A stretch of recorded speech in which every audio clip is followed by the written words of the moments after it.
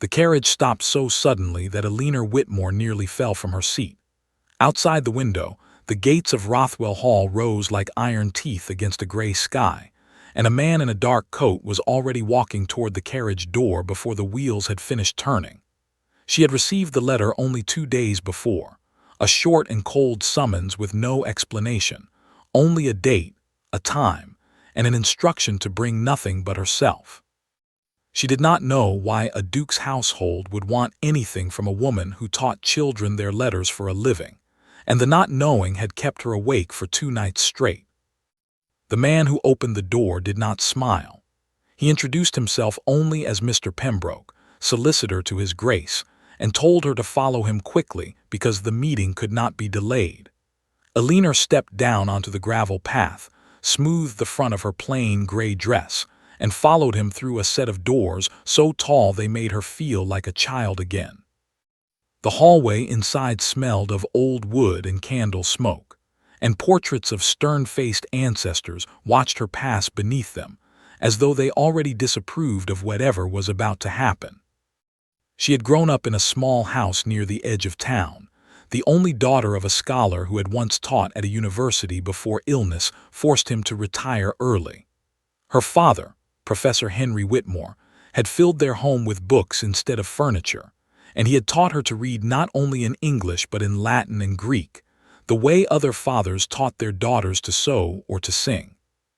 He used to say that language was the one inheritance no one could take from her, and though he had died 3 years ago, leaving her with very little money and even fewer prospects, he had left her with a mind sharper than most men she had ever met.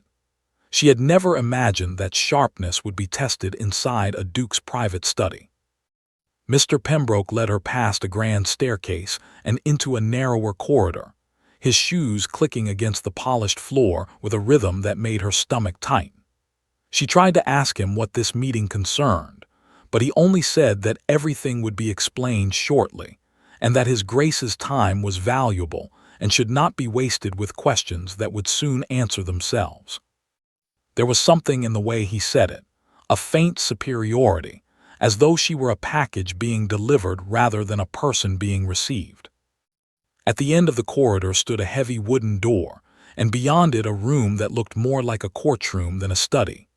A long table dominated the center, and behind it sat 2 men she did not recognize, their coats buttoned high, their faces unreadable. Papers were spread across the table in neat stacks, and a single empty chair waited on the near side, clearly meant for her. There was no fire lit in the hearth despite the coldness of the afternoon, and the room felt as though it had been arranged specifically to make anyone sitting in that chair feel small.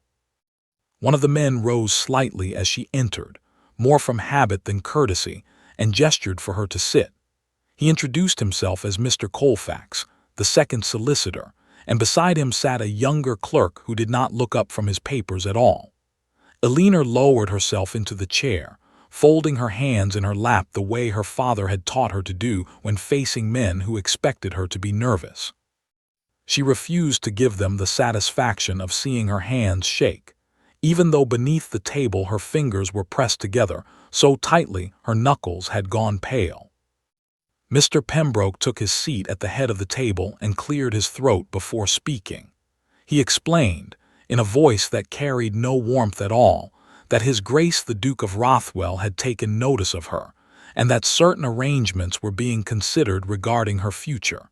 He did not explain what those arrangements were. He simply slid a folder across the table toward her, though he did not open it, and instead began speaking to Mr. Colfax about matters she could not follow, matters concerning terms and conditions that seemed to require no input from her at all. Alina sat very still, watching the 2 men speak as though she were nothing more than a piece of furniture in the room. She noticed how their eyes moved to her only briefly, assessing her posture, her dress, the way she held her chin, and then returned to each other as if the conversation belonged only between them. She had been treated with dismissiveness before, by parents of the children she taught, by shopkeepers who assumed a woman without a husband had little worth listening to, but there was something different in this room. This felt deliberate. This felt like a performance meant to remind her of her place before anything had even been decided. She glanced toward the window, where the grounds of the estate stretched out in neat, manicured rows of hedges and trees, and wondered briefly if the Duke himself was somewhere in that vast house, watching this unfold from a distance, or if he had left the entire matter to men who clearly saw her as beneath their notice. She had never met a duke before.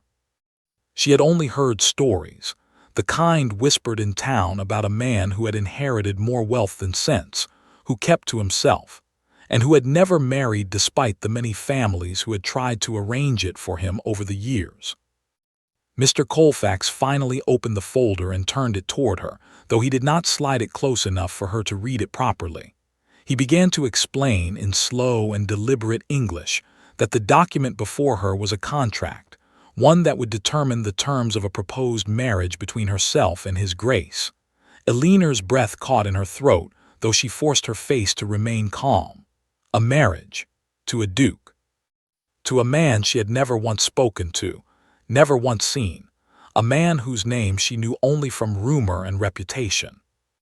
Before she could ask a single question, before she could even process the shock properly, Mr. Pembroke leaned toward Mr. Colfax and began speaking again, this time in a language that was not English at all.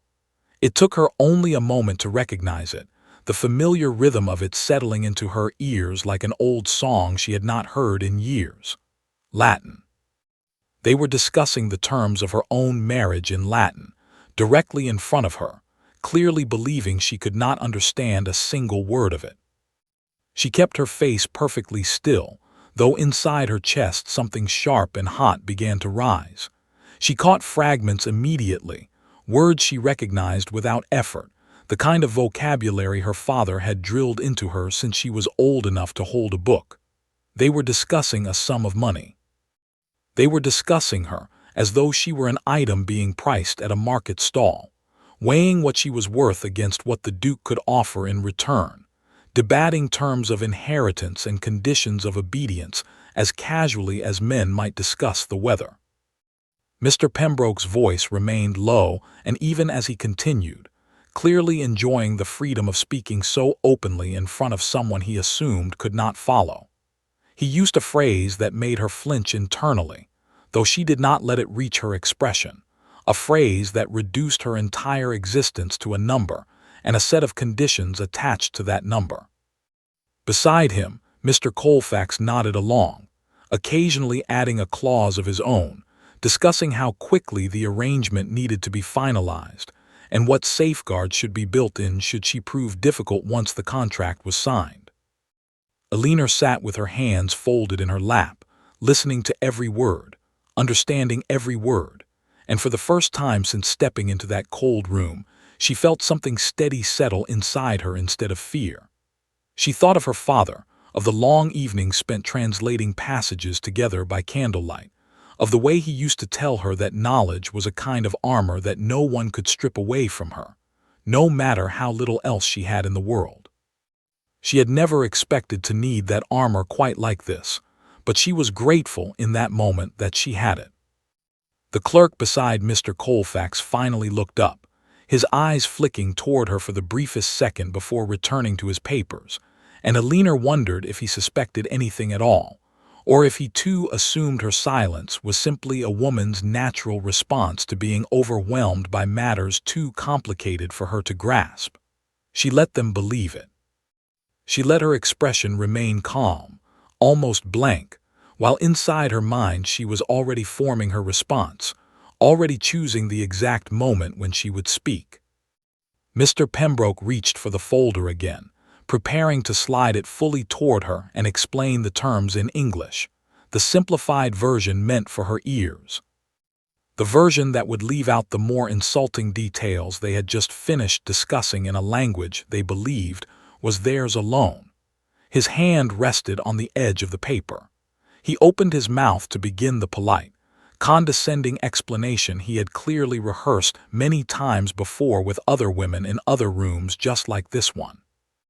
Eleanor lifted her chin slightly and spoke before he could say a single word. "Before you continue," she said, her voice steady and clear. "I believe there is an error in the third clause. The Latin you used for the inheritance condition does not match the meaning I believe you intended." The room went utterly silent. Mr. Pembroke's hand froze on the folder. Mr. Colfax's pen stopped moving across his paper entirely. Even the clerk, who had not looked up once during the entire meeting, raised his head slowly, his eyes wide with something between confusion and disbelief. For a long moment, nobody in the room moved at all, as though her words had frozen time itself, and Alina sat perfectly still in her chair, waiting to see what these men, who had spoken of her as though she were invisible, would do now that she had proven she was not. Mr. Pembroke recovered first, though not gracefully. He gave a short laugh, the kind men use when they want to dismiss something they do not understand, and said that she must have misheard, that the language of contracts was often confusing even to educated ears.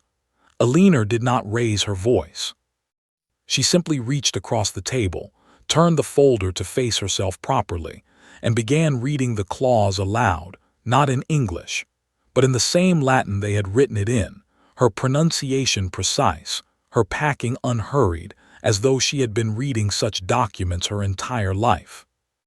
She read the clause concerning the inheritance condition first, the one Mr. Pembroke had murmured to Mr. Colfax only minutes earlier, and as she spoke, she pointed out that the verb tense used implied a permanent transfer of property rather than the conditional arrangement they had verbally described. She asked, quite calmly, whether this was intentional, or whether it was simply a drafting error that had slipped past them both. Mr. Colfax's face had gone pale, and he reached for his own copy of the contract, as though needing to verify with his own eyes that what she said was true. It was true. She watched his eyes scan the page, watched the exact moment his expression shifted from disbelief to something closer to alarm, because a permanent transfer of property was not a small mistake. It was the kind of mistake that could cost a family an estate or hand ownership to someone who was never meant to hold it. Alina kept her tone even, almost gentle, as though she were simply pointing out a smudge on a window rather than exposing an error that could unravel the entire document. Mr. Pembroke set down his pen and studied her for a long moment, his earlier confidence replaced by something more careful, more calculating. He asked her in English this time, where she had learned Latin, his tone no longer condescending but genuinely curious, and perhaps a little suspicious, as though he thought she might have overheard some other conversation and memorized it rather than truly understanding what she had read. Alina met his gaze without flinching and told him the truth. Her father had been a scholar, and he had taught her from the time she could hold a book, believing that a mind well trained was worth more than any dowry a family could offer. She did not explain further than that. She did not need to justify herself to men who had spoken about her as though she could not hear them, and she certainly did not owe them the story of her father's illness, his years of struggle, or the quiet evenings they had spent together translating old texts by candlelight while her mother worked to keep food on their table. That story belonged to her, and she would not hand it over simply because these men now looked at her differently. Mr. Colfax cleared his throat and suggested they proceed with the English explanation of the contract as originally planned, his voice noticeably less certain than before. Alina shook her head slightly and said there was no need, since she had already read the terms herself, and she had several questions regarding the language used throughout the entire document, not only the clause she had already pointed out. She asked them to continue in whatever language they preferred, since it clearly made no difference to her understanding. The younger clerk, who had remained silent this entire time, set down his pen entirely and simply watched her now, his earlier disinterest replaced with something close to fascination. It was clear that nothing quite like this had happened in that room before, and Alina allowed herself the smallest satisfaction of noticing it, though she kept her expression composed and professional, refusing to let triumph show too plainly on her face. Mr. Pembroke gathered himself and attempted to steer the conversation back toward familiar ground. He explained that the contract, aside from the clause she had identified, outlined a marriage arrangement between herself and His Grace, Duke Edmund Ashcombe of Rothwell, and that the terms included a fixed sum to be paid to her family in exchange for her agreement, along with conditions regarding her conduct, her residence, and her obligations once the marriage was formalized. He spoke as though reciting a shopping list, each term delivered with the same flat tone, as if her entire future were simply a matter of logistics to be arranged and filed away. Alina listened without interrupting, though her mind was working quickly now, cataloging every phrase, every condition, every place where the language seemed designed to benefit the Duke's household far more than herself. She noticed that the contract referred to her not by name in several sections, but simply as the party of the second part, as though her identity mattered less than her function within the agreement. She noticed that there was no clause protecting her own interests should the marriage end for any reason, no provision for her security, nothing that acknowledged she was a person with a life of her own rather than property being acquired. When Mr. Pembroke finished his summary, he asked if she had any questions, though his tone suggested he expected her to simply nod and accept whatever had been decided for her. Alina folded her hands again and asked her first question calmly. She asked why the document referred to a sum of money as though she were being purchased rather than entering into a partnership, and whether His Grace himself was aware of the exact language used to describe the arrangement.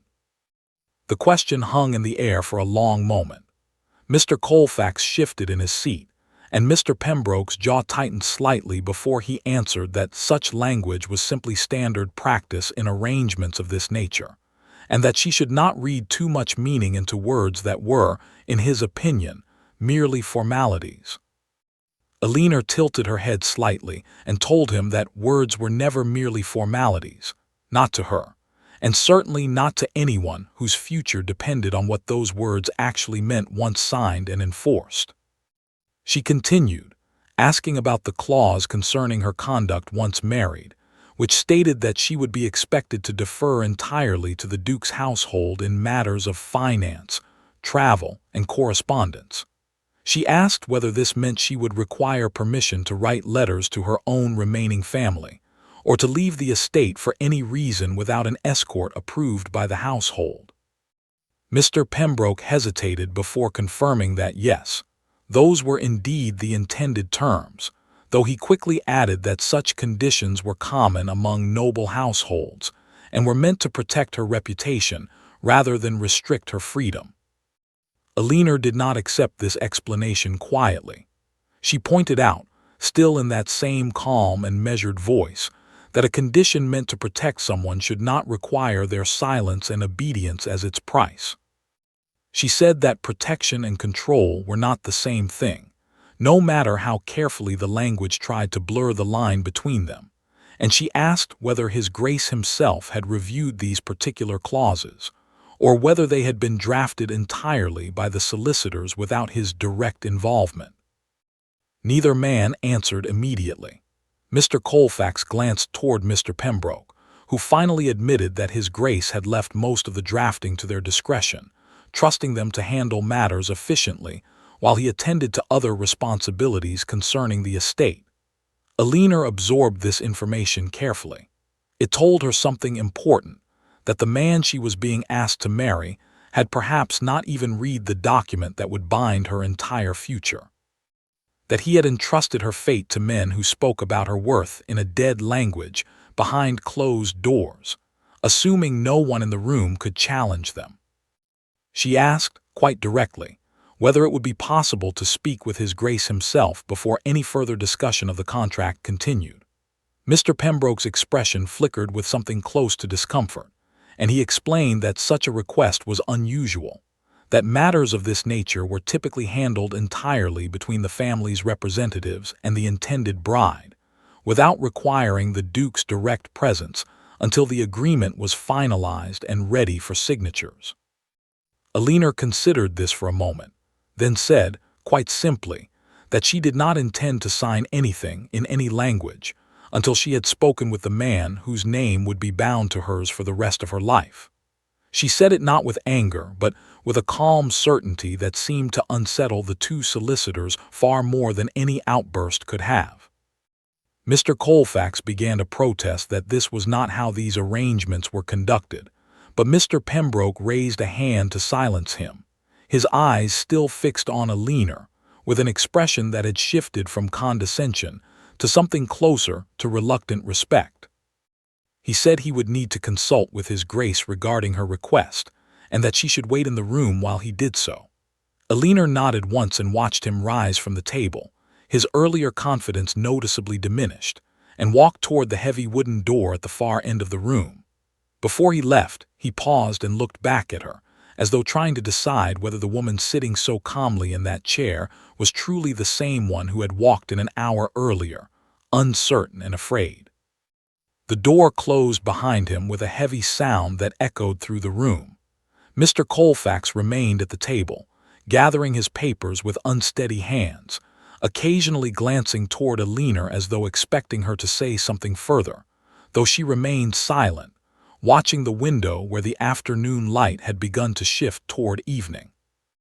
The young clerk finally spoke, his voice hesitant, and asked where exactly she had studied, since he had never in his career met a woman who could read legal Latin so fluently, and certainly never one who could catch an error that two trained solicitors had missed entirely. Alina turned to him and offered the first genuine smile she had allowed herself since arriving at Rothwell Hall. She told him that she had studied nowhere formal at all, only at her father's kitchen table, surrounded by borrowed books and candlelight, and that perhaps it was time more people understood that education did not require a grand institution to take root, only a mind willing to work for it. The clerk seemed to consider this carefully, and for the first time since she had entered the room, someone looked at her not as a price to be negotiated, but as a person worth listening to. Minutes passed in silence, the kind of silence that stretched long enough to make even the walls seem to hold their breath, until finally the heavy door opened again, and Mr. Pembroke stepped back into the room, his face unreadable, though something in his posture had changed entirely from when he had left. "His Grace," he said slowly, "will see you now." Alina rose from her chair, smoothing her dress once more out of habit rather than nervousness, and followed Mr. Pembroke out of the study and down a different corridor than the one she had entered through. This passage was warmer, lined with tall windows that let in the fading afternoon light, and the portraits here seemed less stern, as though this part of the house belonged to someone who lived rather than simply presided. At the end of the corridor stood a set of double doors, already open, and beyond them a room filled with books from floor to ceiling, more books than she had seen in one place since her father's small study, back when he was still alive to fill it. A man stood near the window with his back to her, tall and still, dressed simply for someone of his rank, without the heavy embroidery or excessive display she had expected from a duke. He did not turn immediately when she entered, and for a moment she wondered if he even knew she was there. Mr. Pembroke cleared his throat and announced her name, and only then did the man turn around, and Alina found herself looking into the face of Edmund Ashcombe, Duke of Rothwell, for the first time in her life. He was younger than she had expected, though there was something tired in his eyes, the kind of tiredness that came not from age but from carrying responsibilities too heavy for one person to hold alone. He studied her for a long moment, and she studied him in return, refusing to look away first, refusing to let the grandeur of the room or the weight of his title make her feel smaller than she was. Finally, he spoke, and his voice was quieter than she expected, without the arrogance she had braced herself for. He said that Mr. Pembroke had informed him of what happened in the study, and that he found it difficult to believe until he had heard it directly from her. Alina did not soften her account for his benefit. She told him plainly what she had heard, the exact words his solicitors had used while believing she could not understand them, the way they had discussed her as though she were an object to be priced and delivered rather than a woman with thoughts and a future of her own. She watched his expression carefully as she spoke, searching for any sign that he already knew, that he had approved of such language. But instead she saw something closer to genuine discomfort settling across his features. He was silent for a moment after she finished, then walked toward the desk near the window and picked up a copy of the contract that had clearly been sitting there for some time. He admitted, with a kind of honesty she had not expected from a man of his position, that he had not read the document as closely as he should have. He explained that his solicitors had handled matters of this nature since his father's time, and that he had trusted their judgment without questioning the specific language they used, believing such things to be mere formality rather than something that could shape a person's entire life. Alina asked him directly why he needed a wife at all, arranged through solicitors and contracts rather than through any ordinary means. The question seemed to catch him off guard, and for a moment he simply looked at her, as though no one had asked him something so plainly in a long time. He finally admitted that his estate carried certain conditions tied to his late father's will, conditions requiring him to marry before a certain date or risk losing control of significant portions of the family's holdings to a distant relative who had shown far more interest in the estate's wealth than in any of its responsibilities. He mentioned the name of this relative, a cousin named Charlotte Vane, and something in his voice shifted when he said it, a tightness that suggested history between them that went beyond simple family disagreement. He explained that Charlotte had spent years courting the favor of his late father, positioning herself as the more capable heir despite having no legal claim beyond a distant bloodline, and that she had made it clear she intended to challenge his inheritance through every means available to her should he fail to meet the marriage condition in time. Alina listened carefully, understanding now why the contract had been drafted with such urgency and such careless disregard for her own interests. The marriage was not truly about her at all. It was a solution to a legal problem, a way to satisfy a dead man's conditions before a deadline that was clearly approaching faster than the Duke had accounted for. She asked him plainly whether he had chosen her specifically, or whether she had simply been the nearest available option once his solicitors began searching for a suitable candidate. He did not lie to her, and she respected that, even as the answer stung slightly. He admitted that her name had come to his solicitors through a recommendation, a family in town who spoke highly of her character and her quiet reputation, someone unlikely to draw unwanted attention or complicate the arrangement with scandal. He said it plainly, without dressing it up in kinder language, and Alina appreciated the honesty even as it confirmed exactly what she had feared, that she had been chosen not for who she was, but for how convenient she would be. She told him, quite directly, that she would not marry a man simply to solve his legal troubles, nor would she sign a contract that treated her as property to be exchanged for a fixed sum while stripping her of every meaningful right within the marriage itself. She said this knowing it might end the conversation entirely, knowing it might mean returning home with nothing gained and perhaps having made an enemy of a powerful man in the process. But she had decided, somewhere between the study and this library, that she would rather walk away with her dignity intact than accept a future built on such unequal terms.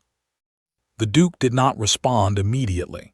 Instead, he studied her again, this time with something different in his expression, something closer to genuine curiosity rather than simple assessment. He asked her what terms she would consider fair if she were the one drafting the contract instead of his solicitors. Alina had not expected the question, but she answered without hesitation, because she had already been forming these thoughts since she first read the clause about the inheritance condition back in the study. She told him that any agreement between them would need to include control over her own finances, separate from the estate's general accounts, so that she was never left dependent on permission to manage even small matters of her own life.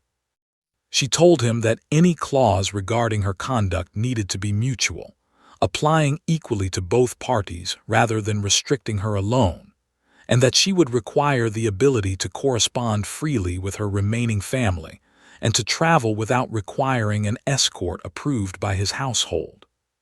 She added, finally, that should the marriage ever end for any reason, she required protection and security built into the agreement from the very beginning, rather than being left with nothing simply because the arrangement had not worked as intended. The Duke listened to each point without interrupting, and when she finished, he was quiet for a long moment, studying the fire that had finally been lit in the hearth at some point while they spoke.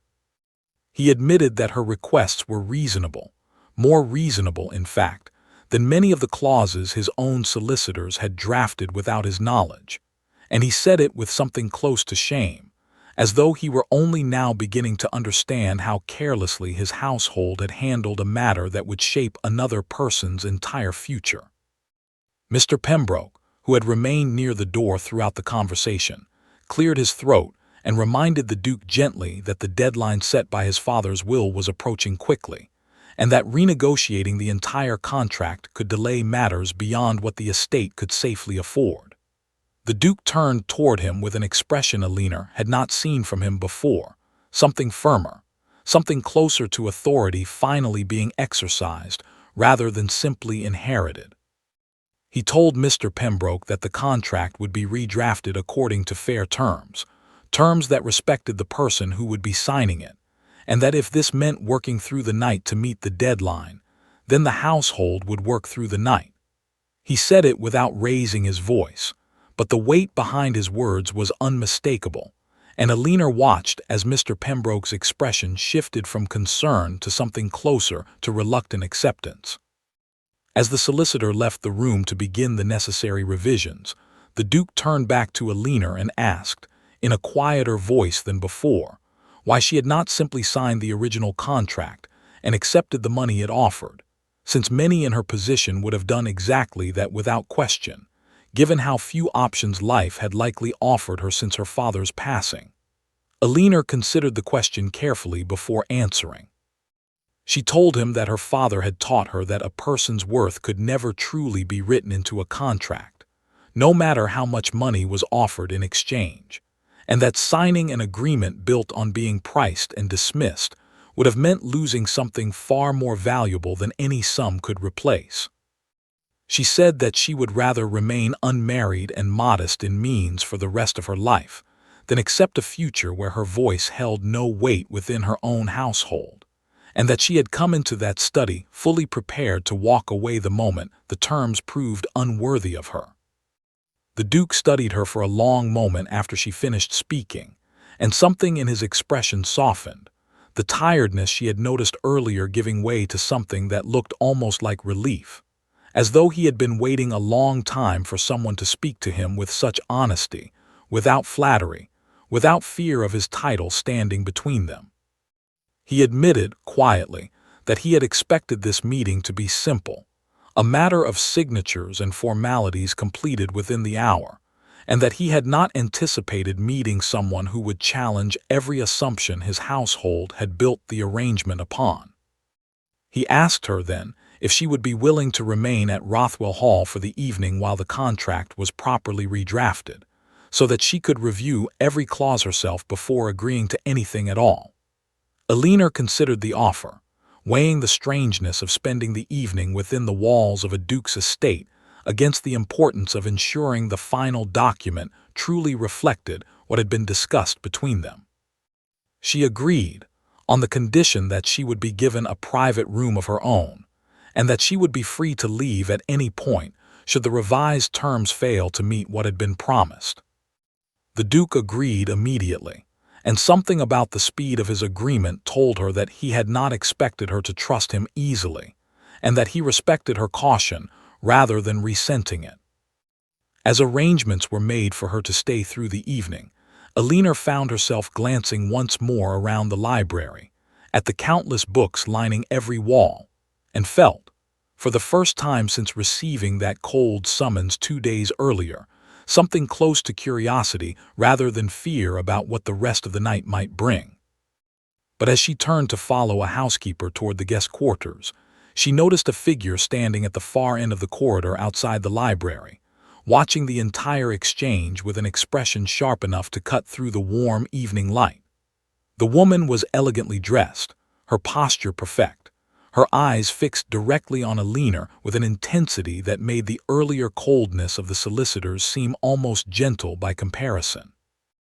Alina did not need an introduction to understand exactly who she was looking at, and something told her that the real difficulty of the evening had only just begun.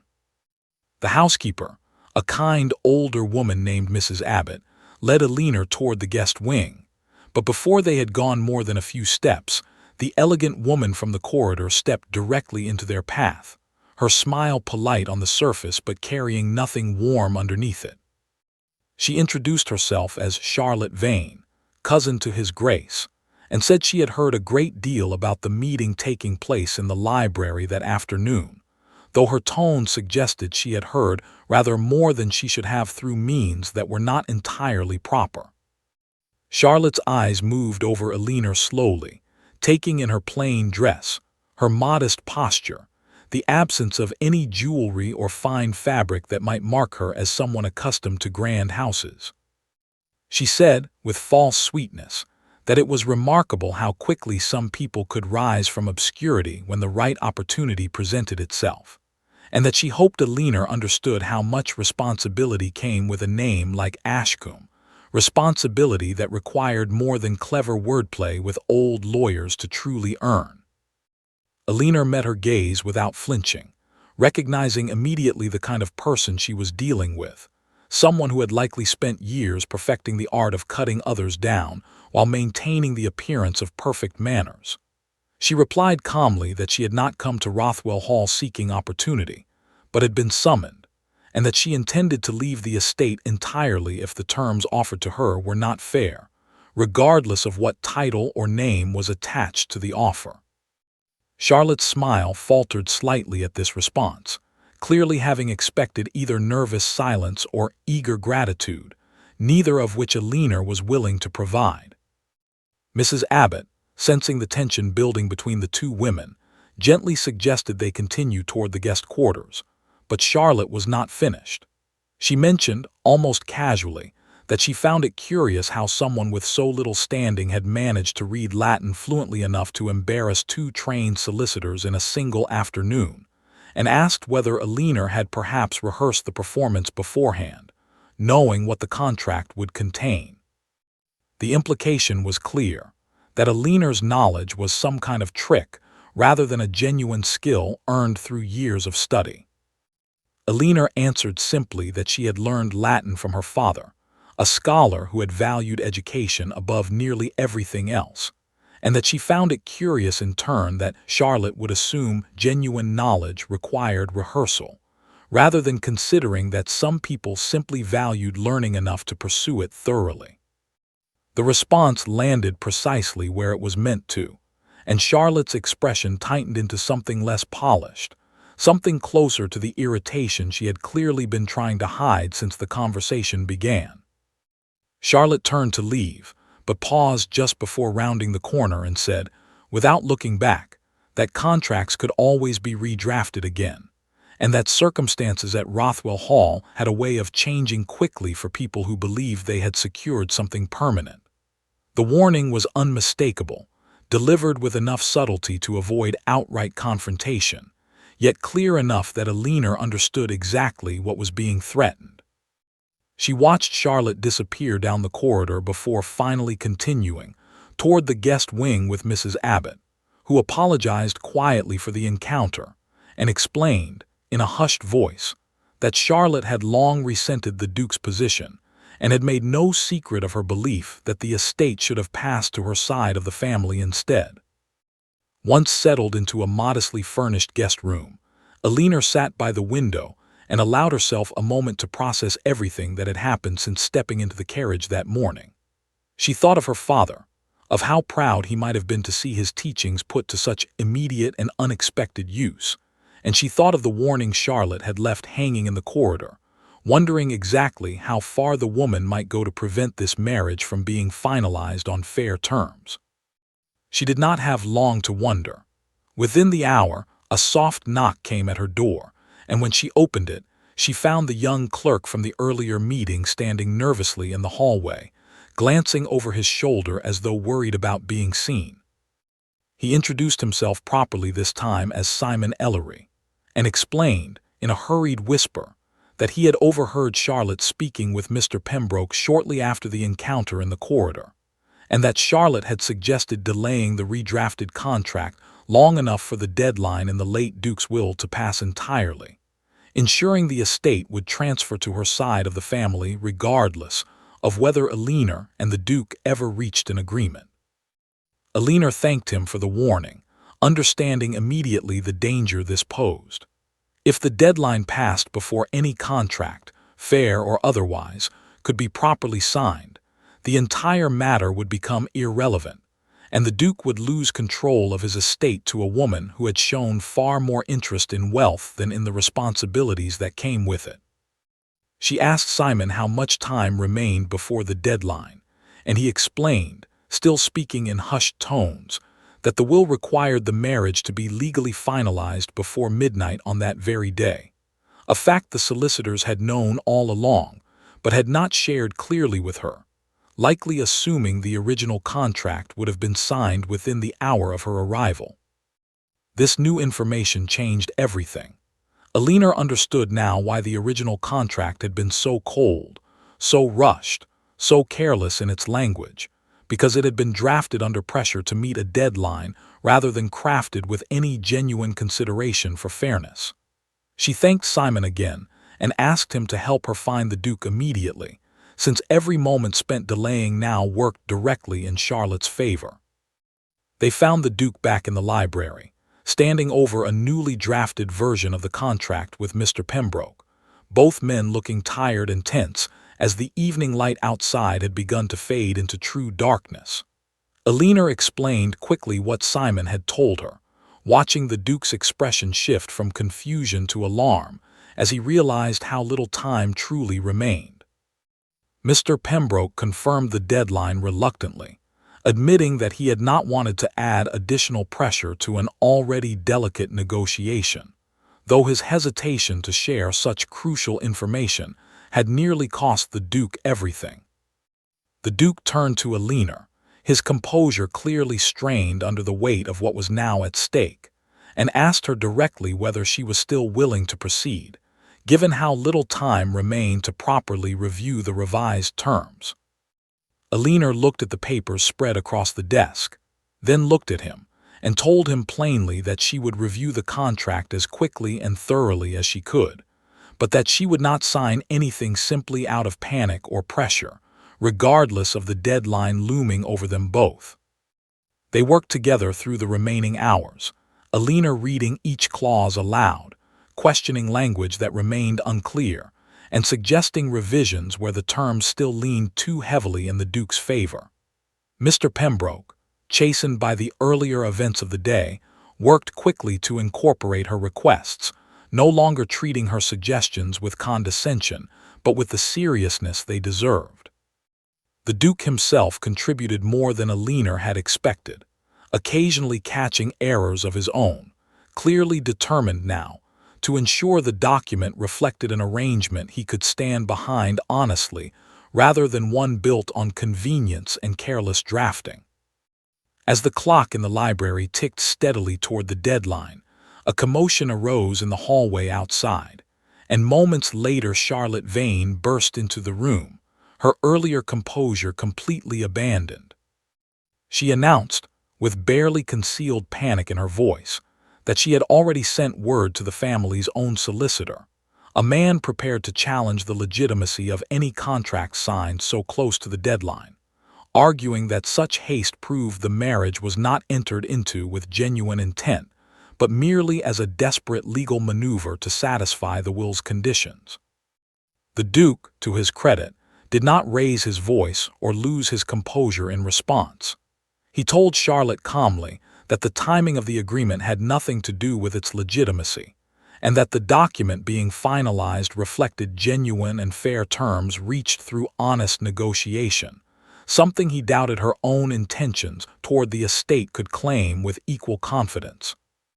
Charlotte's face flushed with anger, and she turned toward Alina, her voice sharp as she asked whether Alina truly believed herself capable of managing the responsibilities of a duchess, or whether she was simply being used as a convenient tool to save an estate she had no real connection to.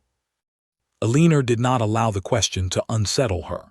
She answered steadily that she had not asked for this arrangement, had questioned every clause of it thoroughly, and had ensured that whatever agreement was reached protected her own interests as much as the Duke's, which was more consideration than the original contract, drafted under Charlotte's implicit encouragement, had ever offered her. She added that regardless of how the estate's future unfolded, she would not be intimidated into abandoning terms she had fought carefully to secure, especially not by someone whose primary concern appeared to be wealth rather than the well-being of the family name she claimed to care so deeply about. The room fell silent after Alina's response, and Charlotte, finding no further argument that could shake the calm certainty in Alina's voice, turned on her heel and left the library without another word, though the sound of her footsteps echoing sharply down the corridor suggested her departure was far from a peaceful surrender. Mr. Pembroke exhaled slowly, clearly relieved the confrontation had ended without further complication, and returned his attention to the final pages of the contract, which now needed only a handful of remaining revisions before it would be ready for review one final time. The Duke looked toward Alina, something like gratitude and admiration mixing plainly in his expression, and thanked her for standing so firmly against his cousin, acknowledging that few people in his household had ever spoken to Charlotte with such calm and unshakable resolve. Alina told him simply that she had not done it for him, but for herself, refusing to let anyone, whether solicitor or cousin or duke, determine her worth without her own voice being heard clearly in the matter. He nodded slowly, and something in the way he studied her then suggested he was beginning to understand that the woman his household had originally dismissed as a convenient and quiet solution to a legal problem was, in truth, someone far more remarkable than any of them had first believed. With the clock now showing less than 2 hours remaining before midnight, the final version of the contract lay nearly complete on the desk between them, and Alina understood that the true test still waited ahead, not in reading the words correctly, but in deciding, with her own free will and clear mind, whether to sign her name beside his.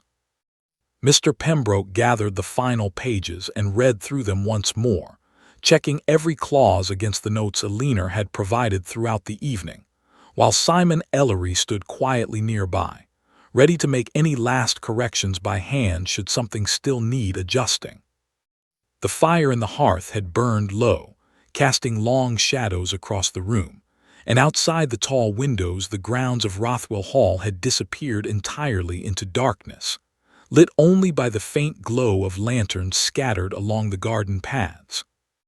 Alina read through the entire contract one final time, slowly and carefully, checking not only the Latin phrasing but the English translation beside it, ensuring the two matched precisely, and that no hidden discrepancy remained that might later be used against her. She found the language transformed almost entirely from the cold, transactional document she had first encountered that afternoon. The clause regarding her worth had been removed completely, replaced instead with language describing a partnership entered into freely by both parties. Her financial independence was now clearly protected, granting her control over her own accounts and possessions regardless of any decision made within the broader estate. The clause requiring her obedience in matters of correspondence and travel had been rewritten entirely, now applying equally to both her and the Duke, with neither party required to seek permission from the other for such basic freedoms.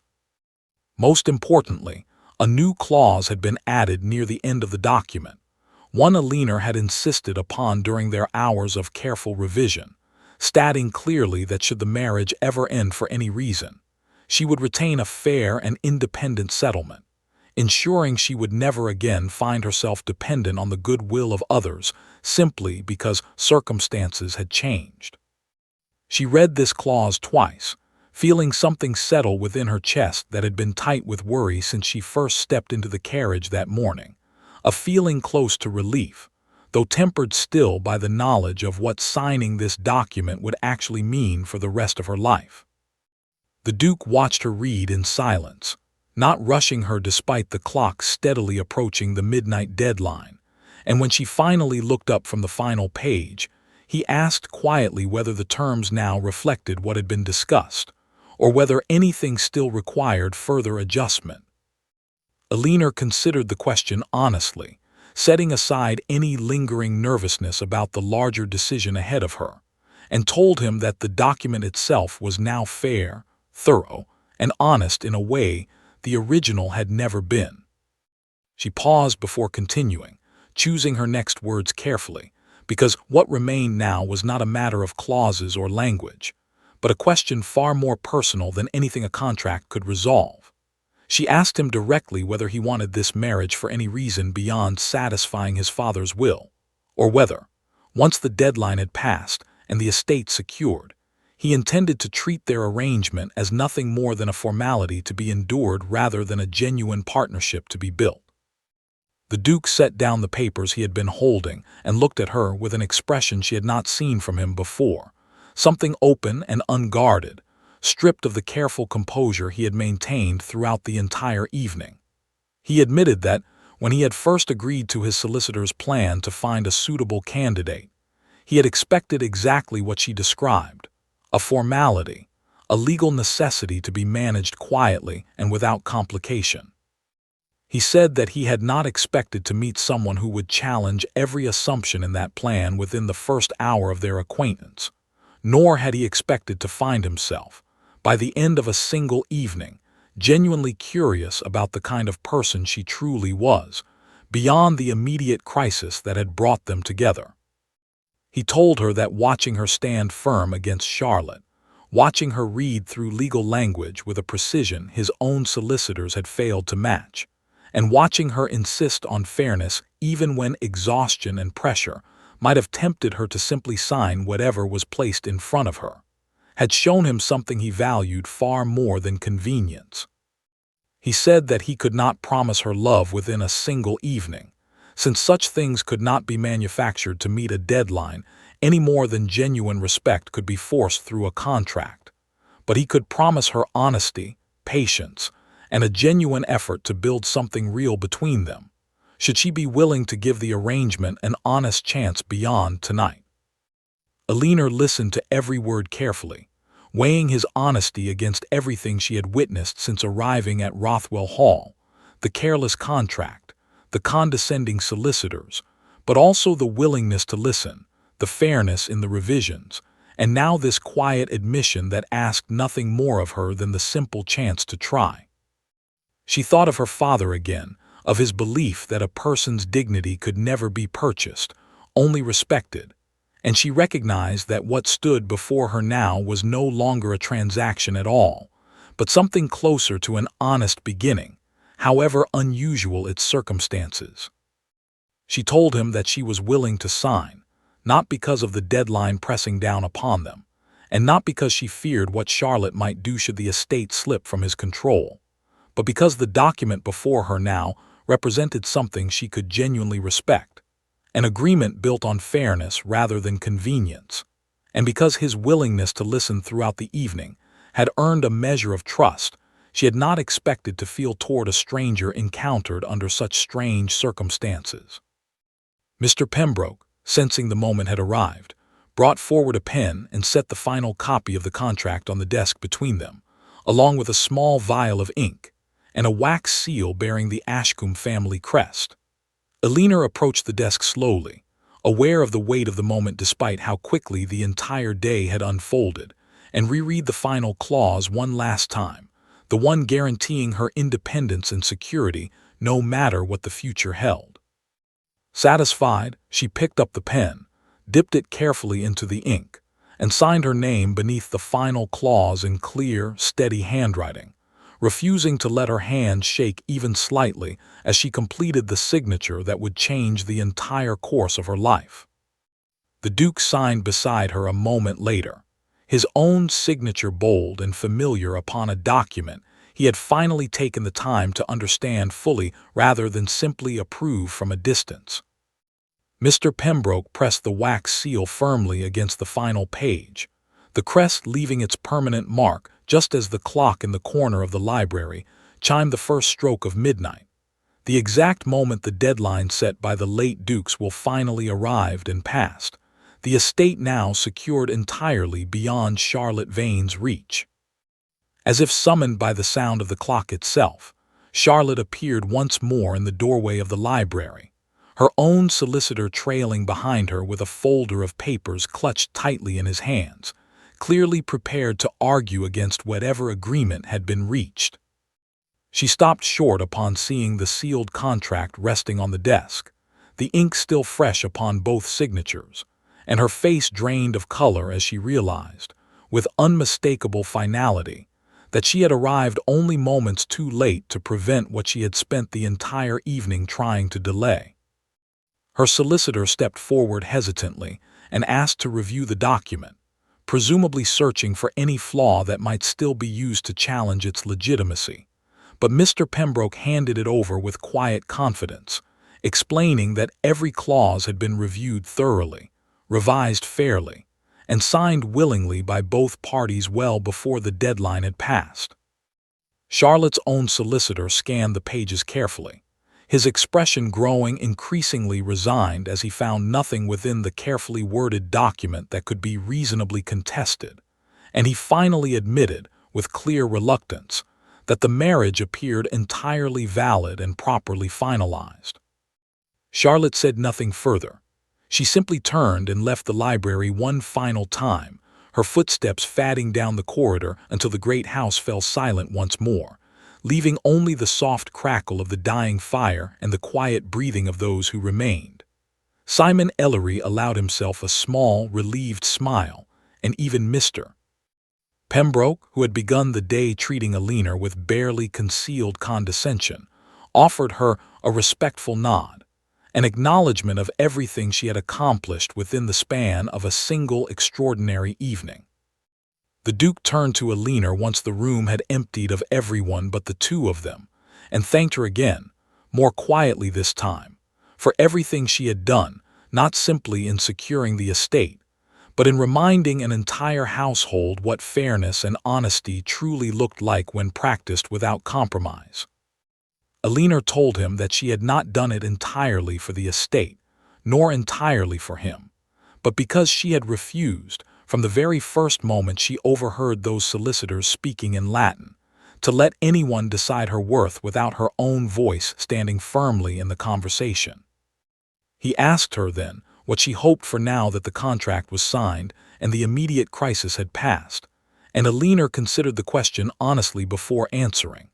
She told him she hoped for exactly what the document now promised, a partnership built on mutual respect rather than convenience, a household where her voice would continue to matter long after the excitement of this single evening had faded into ordinary life. She said she did not expect grand declarations or immediate affection, only the same honesty and fairness he had shown throughout their long negotiation, and a genuine willingness to build something real between them, one day at a time. The Duke agreed readily, and something in his expression suggested he found this vision far more appealing than the empty formality he had originally expected from the arrangement. As the fire finally burned down to embers and the great house settled into the quiet stillness of very early morning, Alina looked around the library one last time, at the countless books lining the walls, and felt, for the first time since her father's passing, a genuine sense of belonging beginning to take root somewhere unexpected. In the weeks that followed, word of what had happened at Rothwell Hall spread quietly through certain circles, though never in the exaggerated way such stories often traveled. Those who knew the full truth spoke of a young woman who had walked into a room prepared to dismiss her, and walked out having rewritten the very terms of her own future, through nothing more than the quiet strength of a mind well-trained and a spirit unwilling to be undervalued. Charlotte Vane eventually left the region entirely, her ambitions toward the estate permanently extinguished, and the household at Rothwell Hall slowly began to change under Eleanor's steady influence, becoming a place known less for cold formality and more for genuine warmth extended equally to everyone within its walls.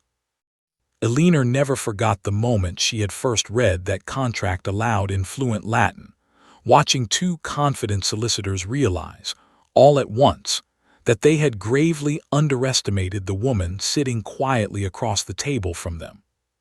She kept her father's old books close for the rest of her life, adding new ones to the shelves of the Rothwell Library over the years, and she often told the story to the children who eventually filled the halls of that once gold estate, reminding them always that no one, regardless of wealth or title, had the right to decide another person's worth without first being willing to listen to their voice.